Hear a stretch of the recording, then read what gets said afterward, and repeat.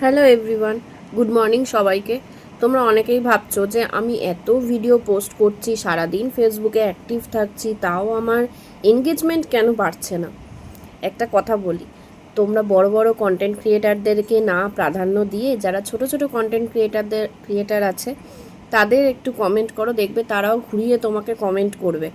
আর শুধু তাই না, সেটা করার আগেও তোমার ভিডিওতে যারা যারা কমেন্ট করছে, লাইক করছে বা তোমার ভিডিও শেয়ার করছে, মানে তোমার ভালোবাসার মানুষ যারা, তাদেরকে আগে প্রাধান্য দাও।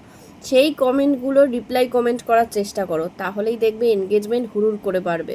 আমার নিজের জীবন থেকে বলছি, আমি নিজের এনগেজমেন্টটা এইভাবে বাড়িয়েছি, সেই জায়গা থেকেই তোমাদের বলছি যে তোমাদের ভিডিওতে যারা কমেন্ট করছে, তোমাদের ফটোতে যারা কমেন্ট করছে, লাইক করছে, তাদের ভিডিওগুলো শেয়ার করো পারলে, বা তাদের রিপ্লাই কমেন্ট করো, তা দেখবে তারা আরও তোমার পাশে থাকবে এবং নতুন নতুন বন্ধুও পাবে।